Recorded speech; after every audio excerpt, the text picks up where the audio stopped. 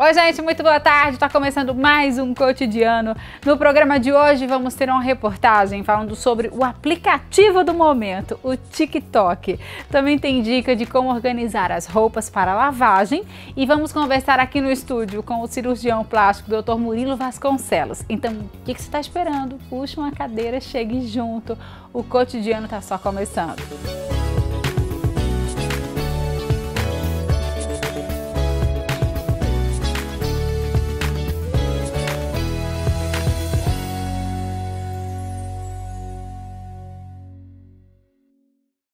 Com certeza você já deve ter visto nas redes sociais uns vídeos engraçados que artistas estão replicando e até alguns anônimos. Alguns deles são feitos pelo TikTok, que já virou febre, viu? Vamos acompanhar na reportagem. Ele já é febre na internet. Famosos e anônimos estão com muito tempo livre em casa e acabam nos divertindo com imitações de pequenos vídeos. Estou falando do TikTok. Com certeza você já assistiu ou fez alguns desses vídeos. E foi entrando nesta onda que o criador de conteúdo caruaruense conseguiu mais de 100 mil visualizações em apenas um vídeo, ensinando como virar a mão sem virar o punho. E as criações continuam. Todo dia eu checo um pouquinho, vejo como está o meu crescimento. Todo dia, de 2 em 2 dias, eu tento lançar algum vídeo lá, para não parar também, porque senão esses seguidores saem, deixam de seguir.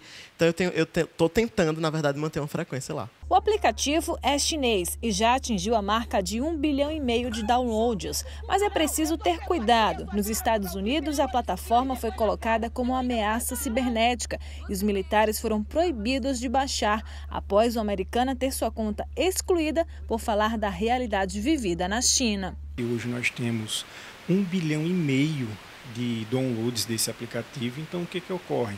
Nós vemos que essa aplicação está em vários lares hoje. Então, óbvio, há a preocupação no tocante à segurança, à questão de vazamento de dados.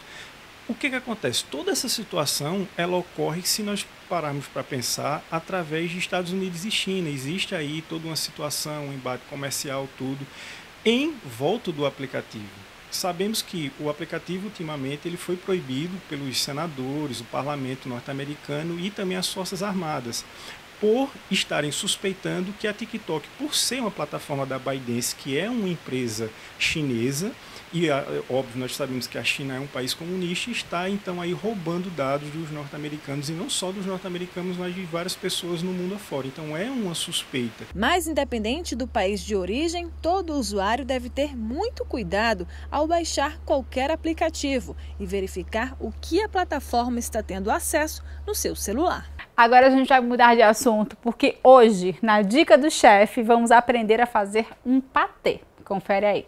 Boa tarde, Marcela, sou o chefe Berg Mendes e venho trazer hoje aqui uma receita de patê de frango. Bom, essa receita é super fácil, muito simples.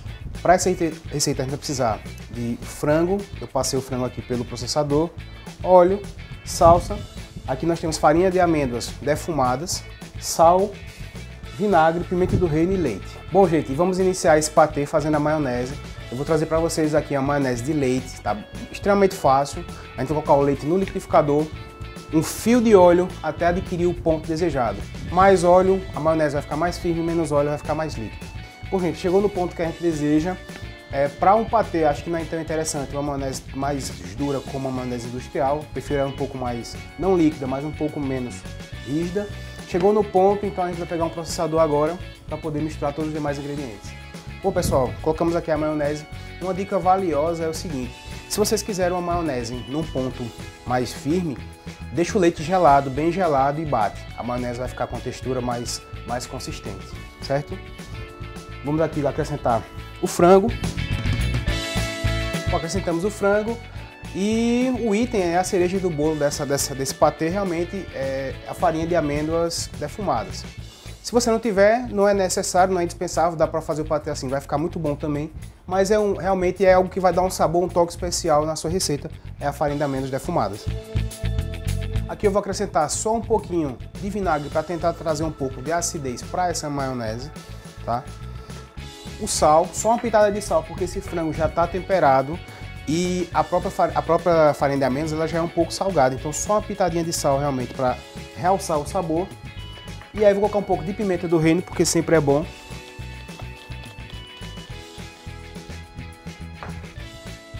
Vou colocar também a salsa. E aí a gente vai misturar tudo isso.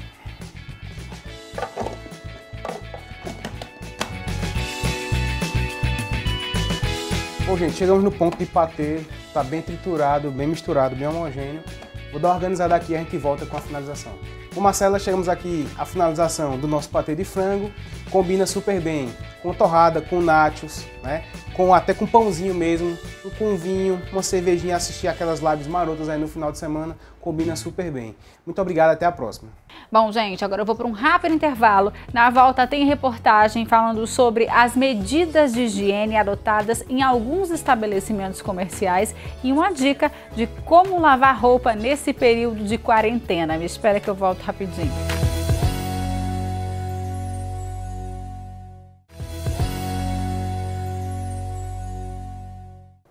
De volta com o cotidiano, com certeza você foi em algum estabelecimento nesse período de pandemia e viu algumas medidas para evitar o contágio do novo coronavírus, como higienização dos carrinhos, álcool em gel para todos os clientes e o uso de máscaras. Gente, todas essas medidas viraram motivo de pesquisa. Vamos acompanhar na reportagem. Toda vez que o professor Saulo vai ao supermercado, várias medidas para evitar a contaminação do novo coronavírus são tomadas. Uso máscara, trago sempre álcool em gel no bolso, porque quando eu voltar tem toda a questão para entrar no carro, então tem que fazer também a higienização do carro, né? E aqui eu procuro manter um distanciamento.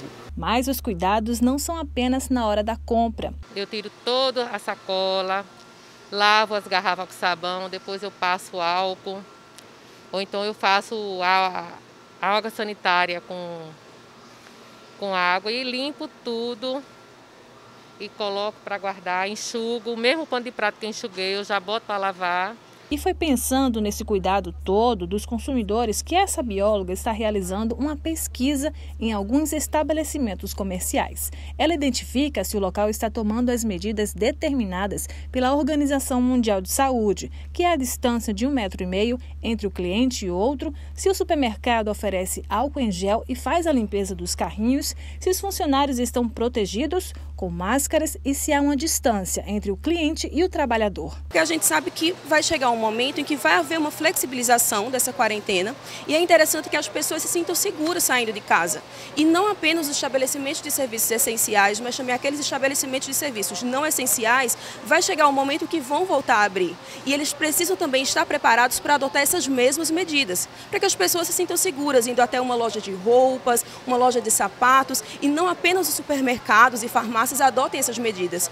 Todos têm que estar preparados. Nesse supermercado, as medidas foram adotadas logo no início do distanciamento social. Inicialmente, a gente fez um treinamento com os colaboradores para realmente mostrar qual a importância e a necessidade de fazer o cuidado pessoal. Então, todos os colaboradores de todos os setores estão usando máscara. Os clientes, quando vêm à loja, mesmo que não estejam de máscara, né, que é um cuidado que cada um tem que ter. A gente pede que todo mundo que venha utilize máscara. A gente está fazendo a higienização das mãos com álcool 70 logo na entrada da loja.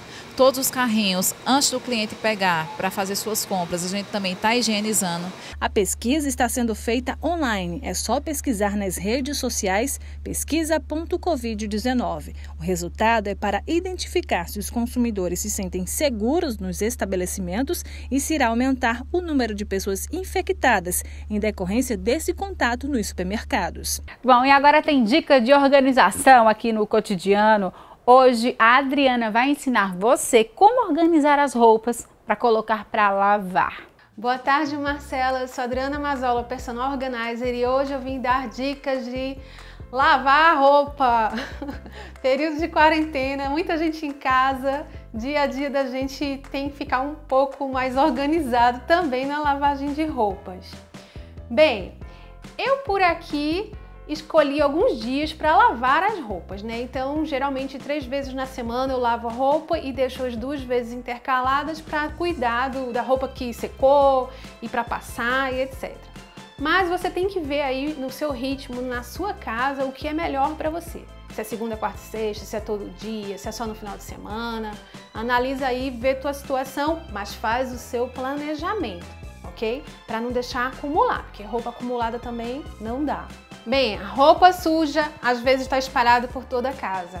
Isso é um sinal de que está faltando aquele cantinho certo, onde todos que habitam naquela casa sabem que a roupa suja tem que estar nos cestos de roupa suja. Então a sugestão é que ou você coloque um cesto de roupa suja lá no seu closet, ou no banheiro, ou num lugar fácil na lavanderia, na sua área de serviço, e para aqueles que têm a preguicinha de levantar a tampa, um cesto sem tampa. Pode ser de plástico, pode ser de tecido, tem que manter sempre higienizado, mas fácil para a gente jogar e guardar a roupa suja no lugar correto, ok? Outra coisa que a gente tem que se preocupar é em separar as roupas, depois que a gente recolhe todas as roupas sujas que leva para a lavanderia, a gente separar as roupas, aquelas mais delicadas, as mais claras, as escuras, as que soltam tinta, jeans, roupa de cama, e aí a gente vai lavando as famílias por vez.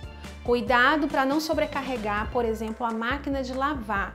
Olha a instrução, vê a quantidade de quilos que ela é fabricada, né, prevista a quantidade de quilo máximo para ela, e também o rótulo dos amaciantes, do sabão, para que você possa colocar a quantidade correta e não danifique sua roupa.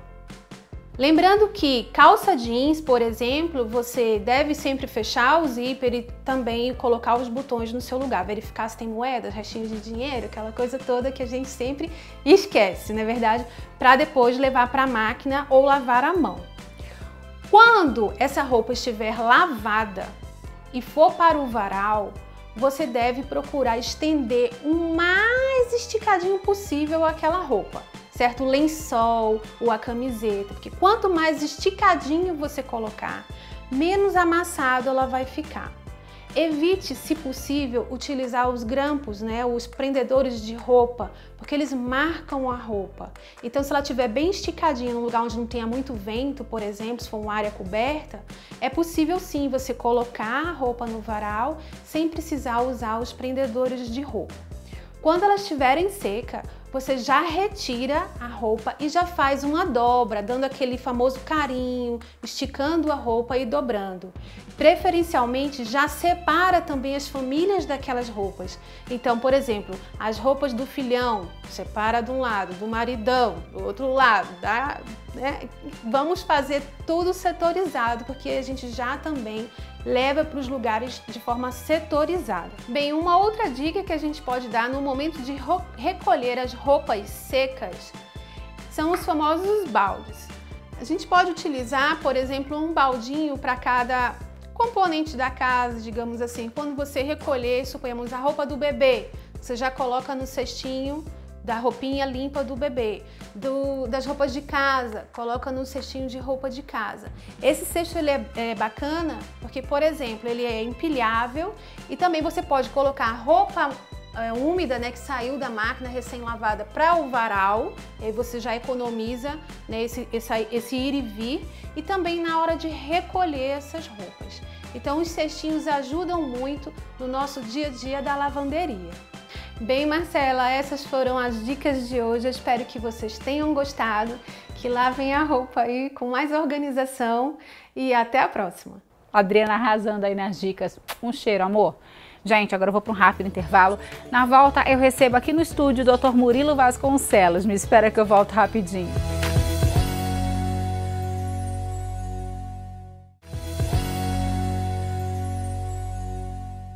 De volta com o Cotidiano e agora falando sobre beleza. Afinal, nós passamos boa parte do nosso tempo agora, né, na quarentena, nas redes sociais. E acabamos vendo aí várias mulheres e homens bonitos com diversos padrões de beleza. Então a gente acaba se pautando nessas pessoas para ir em busca do corpo perfeito. Mas será que tudo que aparece nas redes sociais é verdade? Será que dá pra gente ter exatamente aquele corpo ali? Quem vai responder pra gente é o Dr. Murilo Vasconcelos. Doutor, muito boa tarde. Seja bem-vindo aqui ao Cotidiano, porque o que a gente vê hoje é um rosto perfeito, um corpo perfeito, e isso acaba influenciando outras pessoas. Eu tenho certeza que muitas mulheres e homens chegam no seu consultório com o celular aberto e diz assim, doutor, eu quero esse formato de rosto, esse nariz, essa cintura, esse quadril. E aí, às vezes, não é possível, né, doutor? Exato. Boa tarde, Marcela. É bem comum acontecer isso, tá? Então, chega aquela pessoa que segue um famoso ou, de repente, algum blogueiro desses e diz, poxa, eu achei que ficou tão boa essa cirurgia ou esse procedimento que fez que eu vou querer igual, tá? Então, ele pega aquilo ali e vai mostrar, né? Então, quando é uma pessoa conhecida, né? Então, é um blogueiro que aquela pessoa já acompanha e vê aquela transformação, é menos mal, porque realmente você vê que é a mesma pessoa que vem se transformando. É diferente de você ver uma foto de um antes e depois esporádico de alguém que você não sabe quem é, que você não acompanha, que você não vê no dia a dia. Uma coisa importante, muitas vezes a gente chega e vai, por exemplo, encontrou com alguém que você segue, uma pessoa famosa, dizer, poxa, não é nada daquilo que eu via. Né? Porque se você pensar, por exemplo, numa novela, então você tem os efeitos de câmera, de iluminação, de maquiagem. Enquadramento. Então tem toda a técnica para formar aquele, vamos dizer assim, melhorar aquele rosto ao máximo, aquele corpo ao máximo, através de truques. Para valorizar, né? Isso. Mas isso pensando num vídeo, né? Então você valoriza de acordo com iluminação, de acordo com maquiagem. Em foto é ainda pior, porque em foto você consegue manipular completamente. É verdade, o ângulo na vida da pessoa é tudo, né? Porque Isso. você posiciona e vai lá procurando o que vai te valorizar. E ainda tem, doutor, aqueles aplicativos de edição que todo mundo fica com o corpo que sonha, né? Pelo menos no Instagram. Exato. É uma coisa engraçada, porque eu recebi esses dias por mensagem um print, né, de uma tela onde uma mulher postava uma foto, onde ela mostrava como o bumbum dela está grande e tal. E, coincidentemente, atrás dela havia uma grade. Sim. E a grade estava torta no local do bumbum, né? Meu Deus. E aí o comentário logo abaixo era justamente esse, era assim, poxa, teu bumbum ficou tão grande que entortou a grade lá de trás. Né? Foi uma imagem manipulada. Sim. Ele aumentou o bumbum e arrastou o resto da imagem. Tinha uma grade e dava para perceber isso aí. Tá? Então a gente tem que ter muito cuidado com isso, tá? Porque a gente tem o ideal que a gente quer. Tá? Então eu quero ter esse rosto, eu quero ter esse corpo. Ah, uma lipo vai resolver. Porque resolveu de fulana, que eu vi aqui no Instagram, nos stories. É feito, Marcela, por exemplo, quando você vai ver aqueles propagandas de televisão que vendem aquelas maquininhas que dão choque no abdômen, ou um elástico que você vai puxando para fazer exercício, e você olha, as pessoas que estão usando aquilo ali são halterofilistas. Então você tem um homem que a barriga dele é toda trincada, nunca foi com um choquezinho.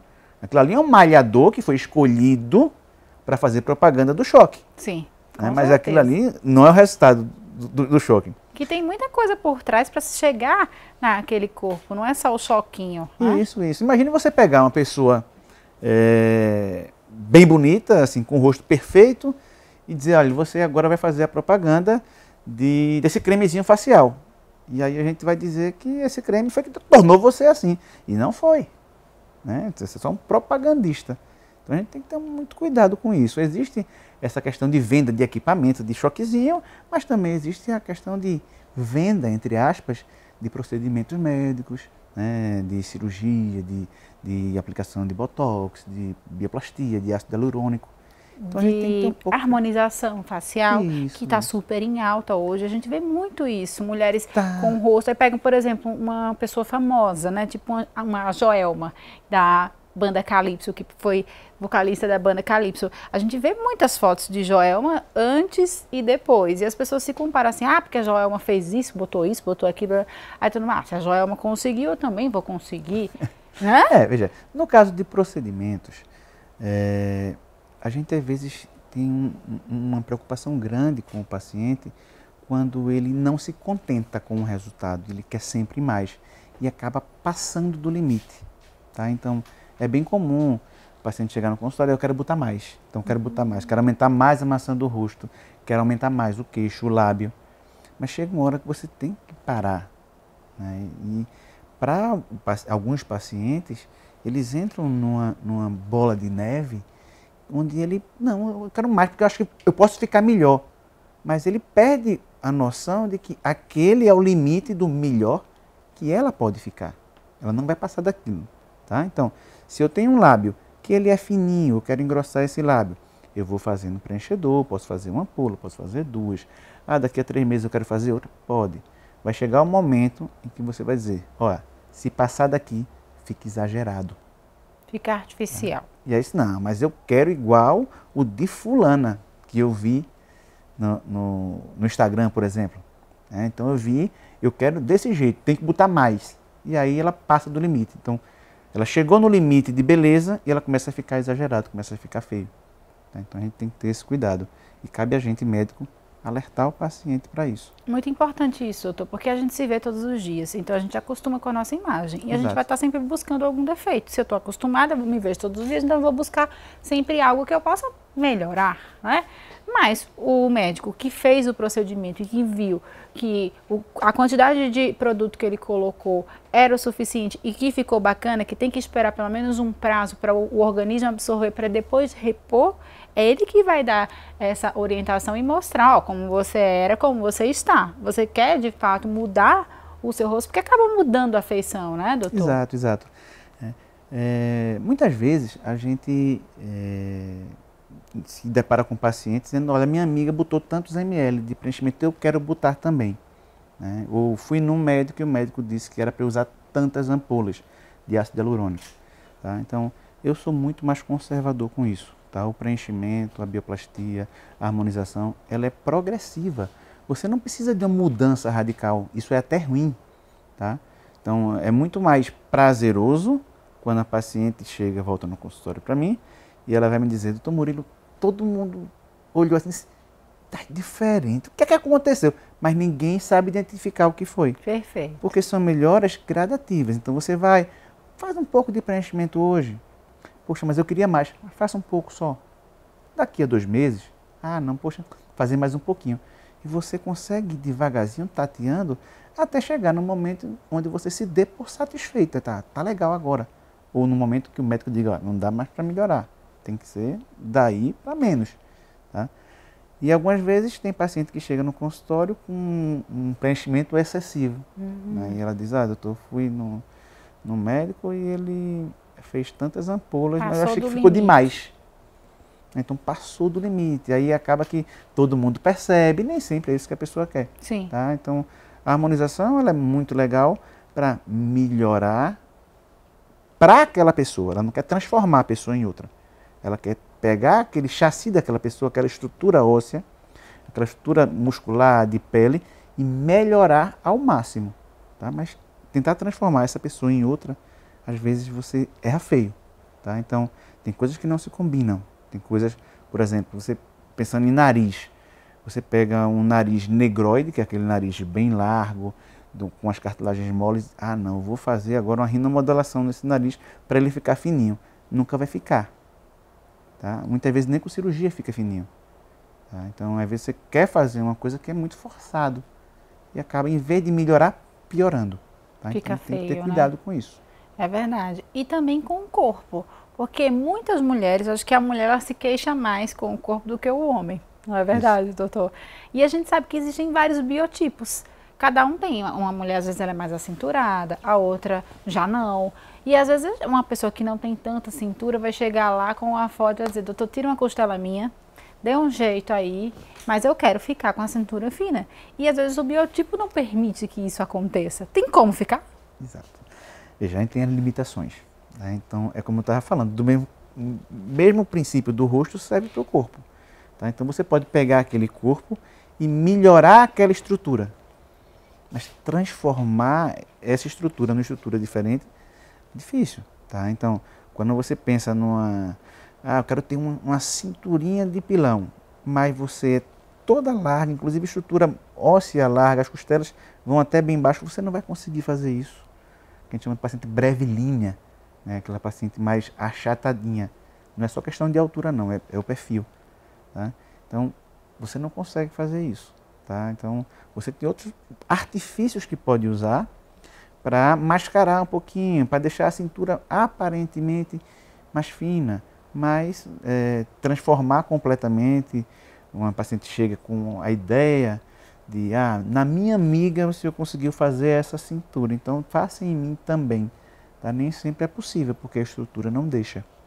Tá? E forçar demais, às vezes, acaba prejudicando. Ô, doutor, mas é verdade essa história de tirar costela? Não. Fake news. É uma dúvida que eu sempre tinha. Assim, há muitos anos atrás eu escutei, porque a Shakira tirou uma costela, por isso que ela tem aquela cintura bem fininha. E aí a gente vai colocando isso na cabeça e acha que de fato dá para tirar. Já me perguntaram, você tirou uma costela? Eu digo, não, meu Deus, não. E pode tirar a costela? Aí eu aproveito e faço essa pergunta. Toda costela, ela colado nela na parte inferior, passa um feixe com nervo, com vaso sanguíneo, com artéria, com veia. Então, isso daí esquece, tá? Esquece isso, não tá? tem como. Mas o que pode fazer então para deixar? Tem como amarrar alguma coisa? Tem, sim. Como é? Então, nos casos onde você tem um excesso de gordura, a lipoaspiração vai resolver, vai ter essa gordura da lateral e já vai dar uma cinturada. Né? No caso da musculatura, quando a gente tem uma diástase, que é esse afastamento da musculatura, na plástica de abdômen a gente consegue apertar essa musculatura toda de volta. Então isso ainda acentua mais a cintura. Tá? O que a gente não consegue mexer realmente tem osso. Tá? Então o osso não dá. Só no nariz, né? Que aí de fato mexer.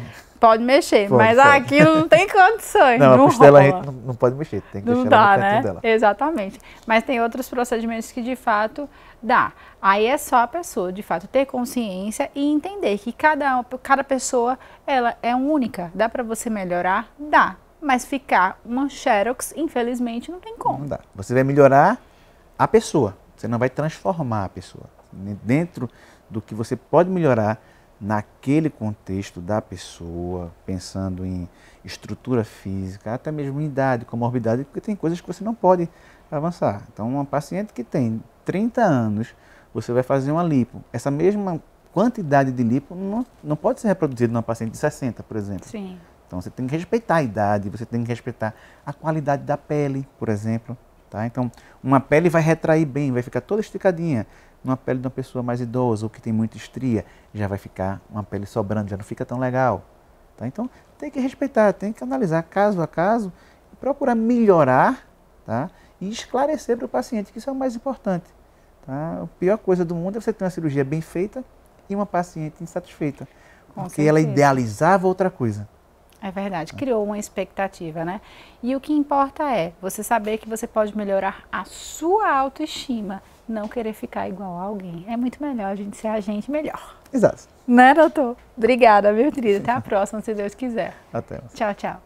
Gente, o Cotidiano vai ficando por aqui. Muito obrigada pelo carinho, pela audiência. Não esquece que amanhã, feriadão, eu tô aqui de volta. Um beijo, fiquem com Deus. Tchau, tchau.